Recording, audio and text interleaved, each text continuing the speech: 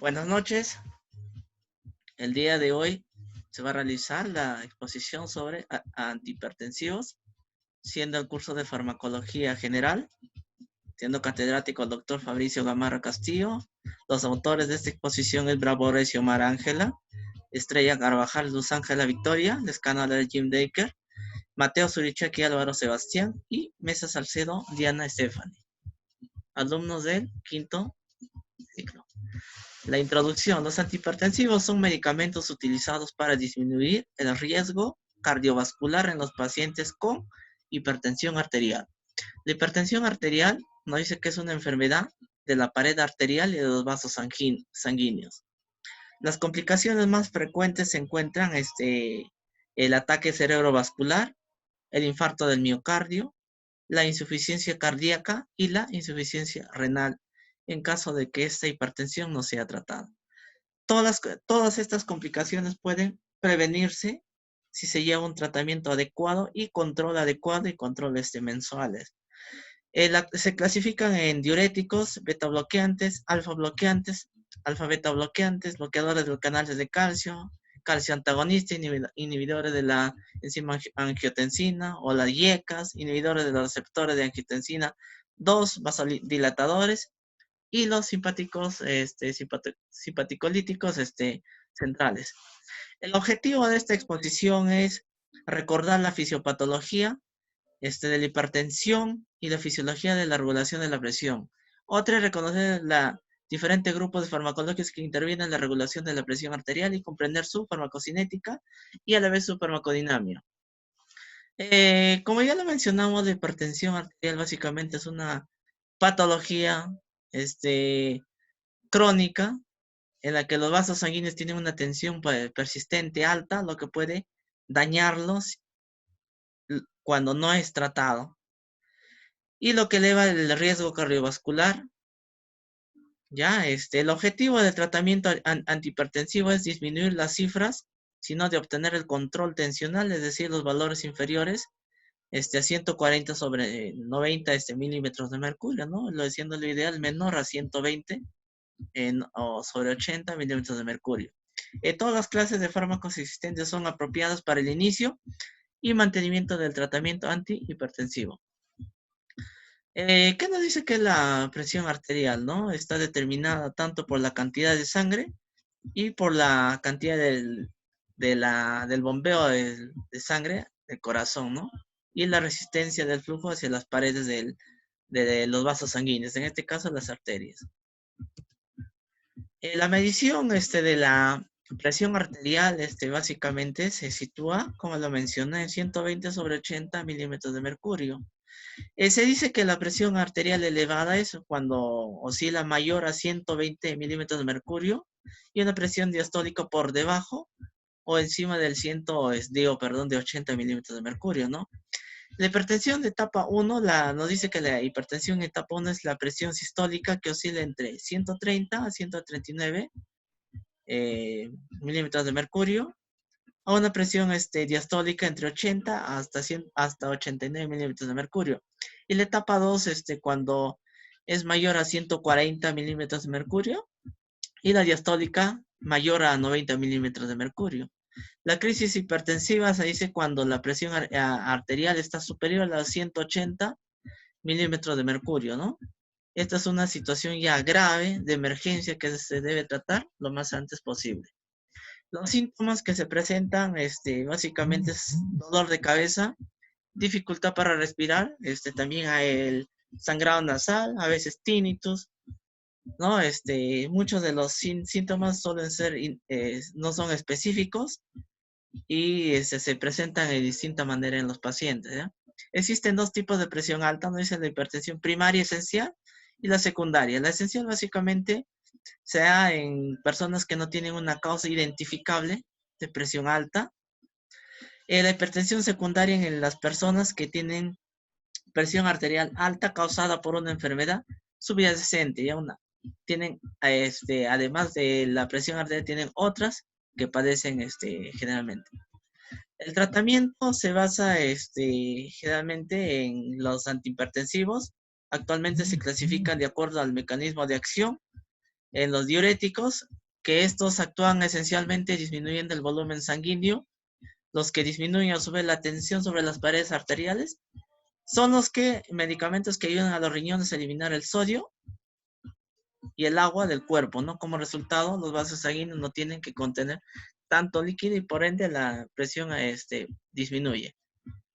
Otra tenemos los bloqueadores beta, que estos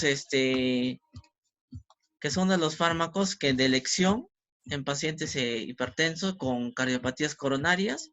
Es el primer bloqueador, dice, beta utilizados como antihipertensivo, fue el propanolol dentro de este tipo de bloqueadores beta. Dentro de los bloqueadores de canales de calcio, estos básicamente, ¿qué es lo que hacen? Ayudan a relajar los músculos de los vasos sanguíneos y por ende disminuye la presión alta, ¿no? Los bloqueadores de canales de calcio funcionan mejor que los inhibidores de la convertidora de la angiotensina por sí solos. Por ello actúan, estos fármacos se prescriben, ¿no?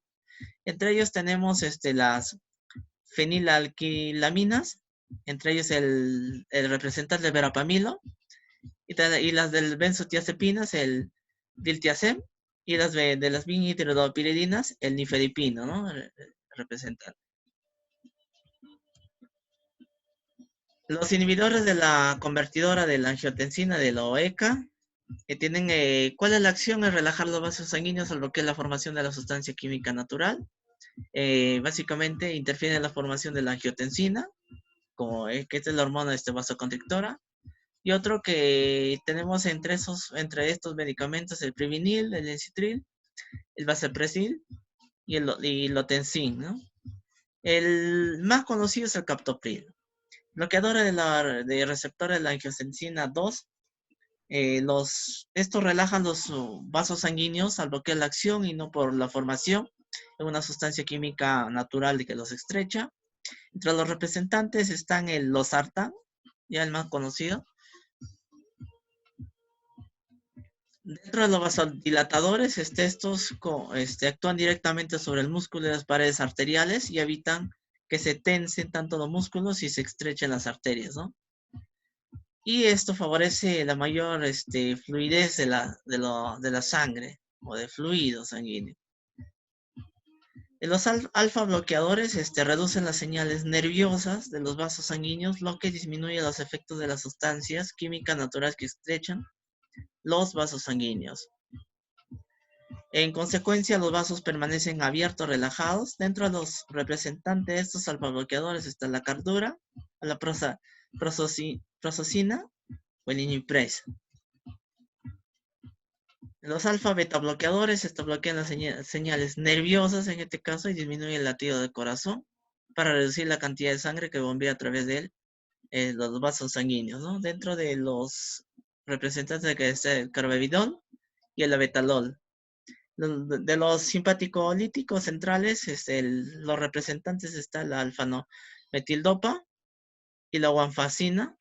Estos fármacos actúan básicamente, son simpaticolíticos centrales, reducen la presión arterial por disminución del flujo de la noradrenalina, ¿no? Del sistema nervioso simpático. Y reduciendo sobre la resistencia vascular y por leve estímulo beta 1 central.